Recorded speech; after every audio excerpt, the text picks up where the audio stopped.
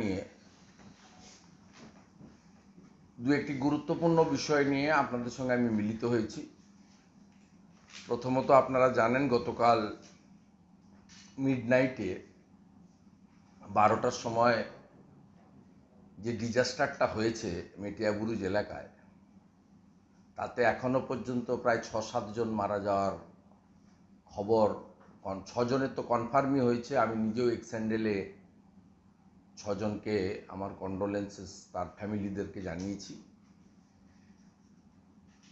অত্যন্ত বেদনাদায়ক ঘটনা, এবং আমি রাত্রি 1:13 প্রথম এক্স হ্যান্ডেলে দিয়েছিলাম, জানেন তা, কারণ তখন গভর্নমেন্ট, পুরো স্টেট গভর্নমেন্ট তারা ঘুমাচ্ছিলেন। আমি 1:13 দিয়েছিলাম কারণ ওই এলাকার বহু মানুষজন আমাকে ফোন করে তারা বলছিলেন, এবং কোনো ইউটিউবার বা লোকাল চ্যানেল পোর্টাল তারা সেখানে গেছিলেন সেই সময়, তাদেরকে কাজ করতেও দেওয়া হচ্ছিল না, বাধা দেওয়া হচ্ছিল, কিছু একটা লুকানোর চেষ্টা করা হচ্ছিল। যাই হোক, আমি মনে করি যদি কালকে ভোরের আগে যদি এনডিআরএফের সাহায্য চেয়ে নিত, মুখ্যমন্ত্রীর আসার অপেক্ষা না করে, তাহলে মৃত্যুর সংখ্যাটা কমে যেত। ডেবরির নিচে যারা ছিলেন তাদের অনেকেই মারা গেছেন এখন অবধি। প্রথম তো 2 জন মারা গেছিলেন, 4 জনকে তো পাওয়া গেছে মৃত হিসেবে। এই টাইমটা চলে যাওয়ার জন্য শ্বাস বন্ধ হয়ে বা সিরিয়াস ইনজুরি হয়ে মারা গেছেন। আমি প্রথমত সরকারের এই দায়িত্বজ্ঞানহীনতার নিন্দা করি। দ্বিতীয়ত, এই যে সিম্বলিক আজকে এই জিনিসটা সামনে এসেছে, এর সঙ্গে সন্দেশখালীকে না জড়লেও, সন্দেশখালীতেও শাসক দল স্পন্সর যে কাণ্ড কারখানা সামনে এসেছিল তারপরে পরে বেরিয়েছে, কিন্তু এখানেও গোটা কলকাতা জুড়ে, গ্রেটার কলকাতা, শুধু কলকাতা নয়, কেএমডিএ এলাকা জুড়ে বলা যেতে পারে, মানে একেবারে বারাসাতের সেই প্রান্ত বাদু থেকে হরিদেবপুর জোকা পর্যন্ত, এই বিস্তীর্ণ কলকাতা বা কেএমডিএ এলাকা বা গ্রেটার ক্যালকাটাতে এই তৃণমূল কংগ্রেস আসার পর থেকে, 2010-এর পর থেকে, তারা কোথাও ছোট ডোবা, পুকুর, জলাশয়, এমনকি ক্যানেল, বেহালার চড়িয়াল খাল হোক, কালীঘাটের নালা হোক, বা দত্তাবাদ লেক টাউনে ক্যালকাটা ক্যানেল হোক, কোথাও বাকি রাখেনি। এবং যদি এই অডিট করানো যায় কোনো ইন্ডিপেন্ডেন্ট এজেন্সিকে দিয়ে, বা সিপিডাব্লিউডির মতো কোনো কম্পিটেন্ট ভারত সরকারের সংস্থাকে দিয়ে, ইফ নেসেসারি কোর্ট মনিটরিংও হতে পারে, তাহলে আপনি দেখবেন কয়েক হাজার পুকুর বোঝানো হয়েছে, এবং সেখানে কাউন্সিলর, লোকাল পুলিশ এবং কর্পোরেশন বা মিউনিসিপ্যালিটির মাথা থেকে ইঞ্জিনিয়ারিং সেল একসঙ্গে তারা এই কাজগুলো করেছেন। শুধু মেটিয়াবুরুজ, গার্ডেন ব্রিজ, বন্দর এলাকায়, যেখানে মাননীয় মেয়র বিধায়কও বটে, সেখানে আমি সংখ্যা দিয়েছি 800 ইললিগাল কনস্ট্রাকশন আছে। কখনো যদি জনস্বার্থের মামলা কেউ করেন বা কোনো ইন্ডিপেন্ডেন্ট, এদেরকে দিয়ে লাভ নেই। কলকাতা কর্পোরেশনের কমিশনারকে দিয়ে আমরা পশ্চিমবাংলার সংখ্যালঘুদের বলবো, রামপুরহাটের বগটুই থেকে মেটিয়াবুরুজের 134 নম্বর ওয়ার্ড গরিব সংখ্যালঘু ভাই বোনদের মমতা বন্দ্যোপাধ্যায় এক শ্রেণীর শাহজাহান টাইপের মাফিয়া গুন্ডা, বাকিবুর রহমানের মতো রেশন দুর্নীতিগ্রস্ত, এই শামস ইকবালদের মতো ভূ মাফিয়া প্রমোটার রাজের জনকদের, তাদেরকে 100 কোটি টাকার মালিক করেছে, আর তাদের অপকর্মের জন্য আপনাদেরকে গরিব মানুষগুলোকে গার্বেজের তলায় মারা যেতে হচ্ছে। ঠিক একইভাবে এই গুন্ডারাজের জন্য ভাদু আনারুলের গোলমালে 2022 সালে রামপুরহাটের বকটুইতে 21শে মার্চ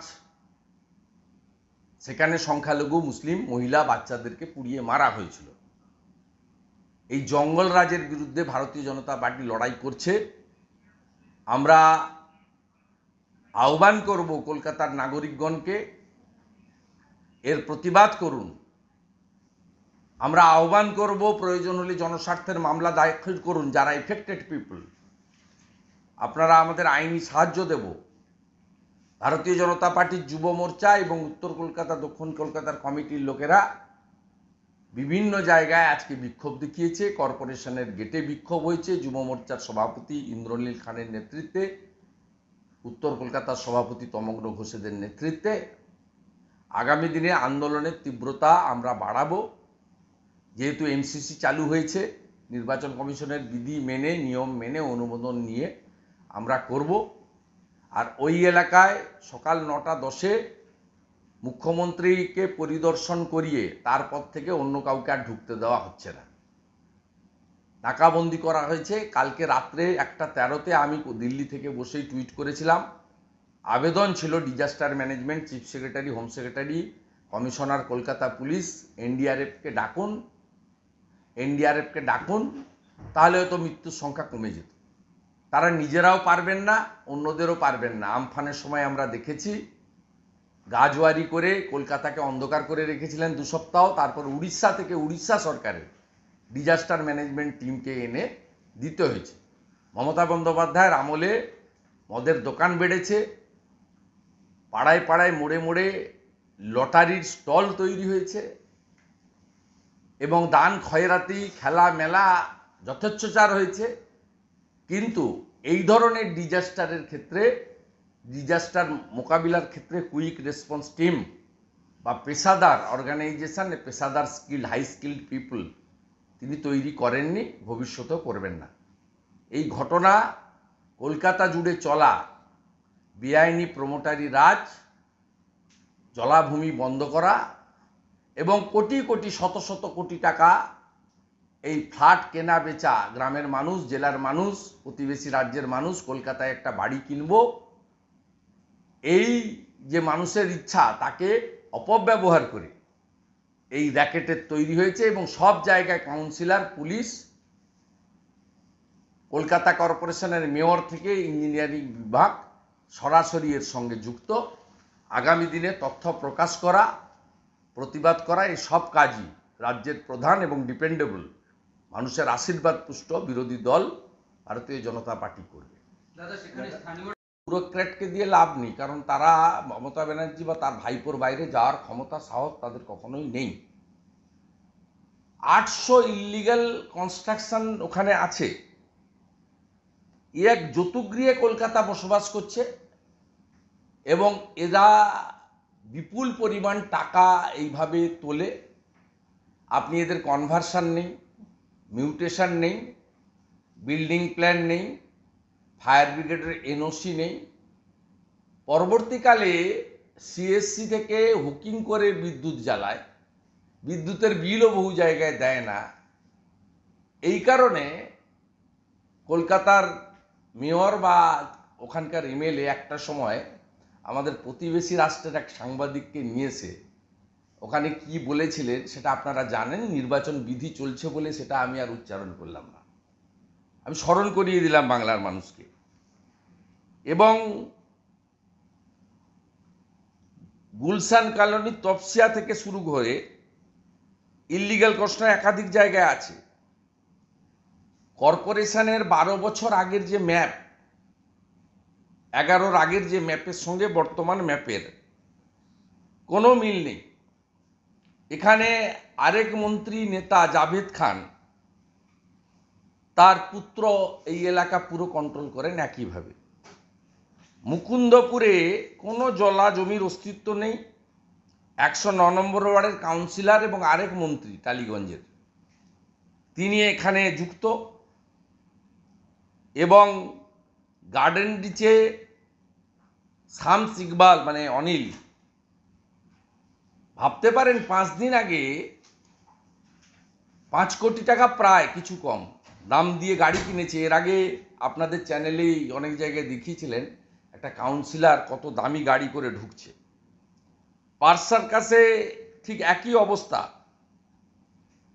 ওয়ার্ড নাম্বার 91, 67, 70-80টা কাজ হচ্ছে। সোনা পাপু এক mafia, like Shahjahan, like Shams Iqbal, সেখানে রাসবিহারীর এমএলএ ইনভলভ। খেয়াদা 1, মুকুন্দপুর একইভাবে। তপসিয়া তৃণমূল পার্টি অফিসের উল্টো দিকে এক্ষুনি যদি আপনার চ্যানেলের রিপোর্টার যান দেখবেন ওয়াটার বডি বুঝিয়ে, প্রথমে ওয়াটার বডিগুলোতে বাইক থেকে কচুরিপানা এলে ফেলা হয় যাতে জল চোখে না পড়ে, তারপরে টিন দিয়ে উঁচু করে ঘেরা হয়, তারপরে আস্তে আস্তে আস্তে 15-20 দিন দিয়ে দিয়ে আস্তে আস্তে এগুলো করা হয়। এবং তৃণমূল কংগ্রেস এর সঙ্গে সরাসরি যুক্ত কাউন্সিলররা, আপনি ভাবতে পারেন এই শামস ইকবাল প্রায় 99% ভোট নিয়ে জিতেছে, 98.something।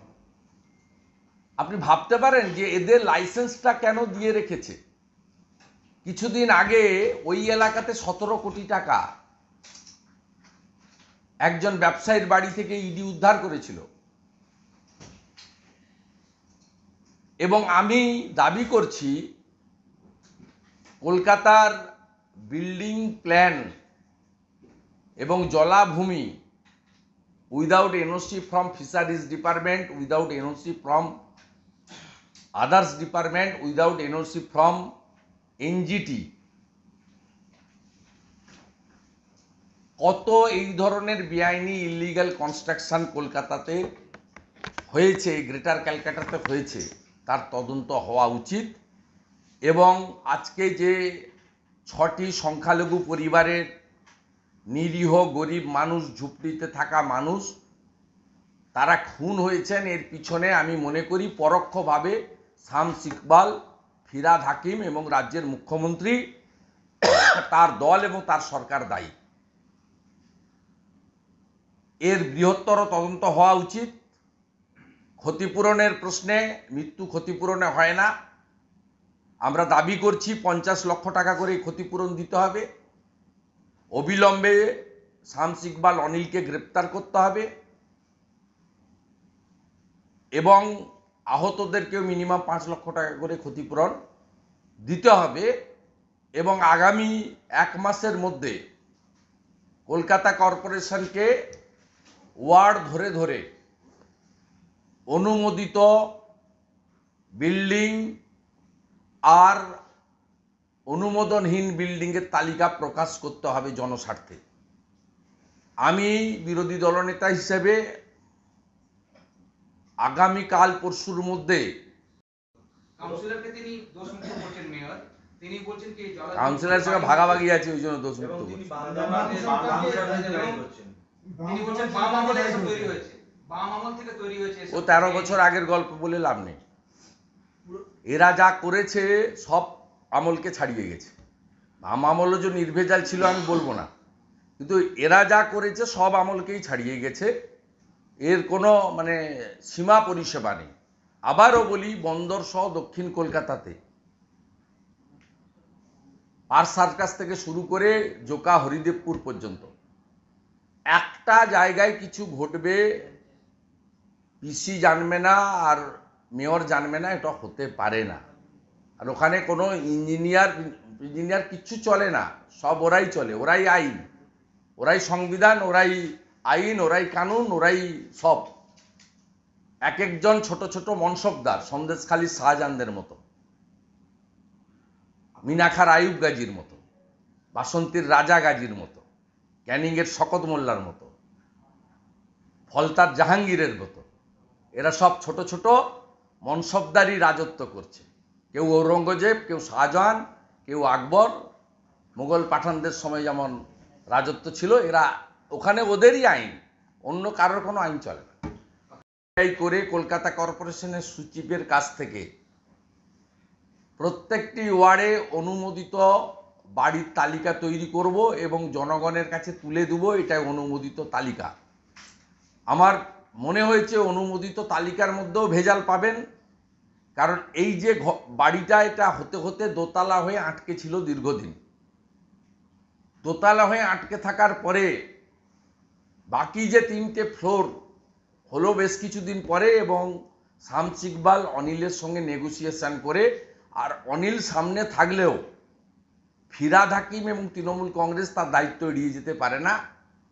কারণ সমগ্র এলাকাতে, বিশেষ করে দক্ষিণ কলকাতাতে একটা পাতাও ফিরহাদ হাকিম বা তৃণমূল কংগ্রেসের নির্দেশের বাইরে বা মুখ্যমন্ত্রীর নোটিশের বাইরে একটা বিষয় কেউ করার কারোর কোনো ক্ষমতা নেই। সেই কারণে পার্থ চ্যাটার্জিরা তার বান্ধবীর বাড়িতে 51 কোটি টাকা গচ্ছিতে রেখেছিলেন, ওটা সেফ জোন বলে। সেই কারণে এমএমআইসি মেম্বার অভিজিৎ মুখার্জির ছেলে গ্যাং রেপে অভিযুক্ত হওয়া সত্ত্বেও তাকে এখনো পর্যন্ত গ্রেপ্তার করা হয়নি। বেহালাতে আমাদের মিছিল করতে হয়েছে। টুইট করেছে কলকাতা পুলিশের ওই ডিজাস্টার ম্যানে ডিএমজি লেখা ছেলেগুলো, ওদের কি ছিল? কোনো হাতে কোনো যন্ত্র নেই, ড্রিল নেই, কাটা নেই। এটা করতে পারলে গার্বেজের নিচে থাকা অনেককেই হয়তো বাঁচানো যেত। সবাইকে বাঁচানো নিয়ে আমি বলবো না, কিন্তু এগুলো রাত্রিবেলা ঘুমিয়ে থাকলে যা হয় তাই হয়েছে। এবং রেস্কিউ অপারেশন আর কাউন্সিলর প্রমোটারের বিরুদ্ধে ব্যবস্থা নেওয়ার থেকেও বেশি মালা রায়কে প্রজেক্ট করা on the eve of the Lok Sabha election আর ড্যামেজ রিপেয়ারিং করা, এই দুটো উদ্দেশ্য বেশি ছিল। মাইক পৌঁছে গেছিল, কিন্তু ওই চাঙড়কে কাটার জন্য ড্রিল পৌঁছায়নি, ইলেকট্রিক ড্রিল, সে অনেক বেলায় পৌঁছেছে। মাইক পৌঁছে গেছিল, এটা মাইক তো আগে থেকে ব্যবস্থা করা ছিল। মাইক ছিল 9:10 মাইককে বক্তৃতা শুরু হয়ে গেছে। এসব সময় বক্তৃতা করতে নেই। আমরা সকাল থেকে কাউকে অভিযোগ করিনি, আমরা বিকালবেলা বলছি রেস্কিউ অপারেশন থাকে। আর লোকাল কিছু হিন্দি এবং উর্দু চ্যানেল, লোকাল ইউটিউবার গেছিল, তাদেরকেই মেরে তাড়াচ্ছিল। আমি লাইভ দেখেছি রাত্রি 1:45 2 মিডনাইটে। এবং সবচেয়ে আমরা ইলেকশন কমিশনে আজকে শিশির বাজোরিয়া আমাদের ভারতীয় জনতা পার্টির পক্ষে কমপ্লেন করেছেন যে কম্পেনসেশন ঘোষণা করার দায়িত্ব নির্বাচন চলাকালীন মেয়র তথা বিধায়ক তথা মন্ত্রীর নেই। এটা কমিশনারকে বা মুখ্য সচিবকে ঘোষণা করতে হতো। আমরা এটা মনে করি এমসিসি ভাইলেশন। দক্ষিণ কলকাতায় ঘোষিত তৃণমূল প্রার্থী মালা রায়কে নিয়ে ভোটারদেরকে প্রভাবিত করা এবং 5 লক্ষ টাকা 1 লক্ষ টাকা ন্যূনতম ক্ষতিপূরণ ঘোষণা করে সিম্প্যাথি এবং আদায় করা, ড্যামেজ রিপেয়ার করার জন্য মুখ্যমন্ত্রী এবং মেয়র তথা মন্ত্রী মরিয়া চেষ্টা করেছেন। আমরা মনে করি এটা ভাইলেশন অফ এমসিসি। সেক্ষেত্রে ইলেকশন কমিশনেরও উচিত ব্যবস্থা নেওয়া। এই সমস্ত ক্ষতিপূরণ ঘোষণার ক্ষেত্রে বর্তমানে আমলা বা আধিকারিকদেরই দায়িত্ব দেওয়া আছে, যারা সরাসরি রাজনৈতিক দলের সঙ্গে যুক্ত জনপ্রতিনিধি বা ভারপ্রাপ্ত মন্ত্রী বা অন্য পদাধিকারী, তাদের এটা করার কথা নয়। এক্ষেত্রেও ভোট ব্যাংকের রাজনীতি এবং ড্যামেজ রিপেয়ার দুটো করার মরিয়া চেষ্টা সকাল থেকে করেছেন, কিন্তু এতে লাভ হবে না। আমি শামস ইকবাল অনিলের কীর্তিকলাপ সামনে আনার পরে চ্যানেলগুলো যেমন দেখাচ্ছে, দলমত নির্বিশেষে সকলের সমর্থনও আমি পাচ্ছি, আমি নিজেও বুঝতে পারছি। দাদা, মেয়র বলছেন কি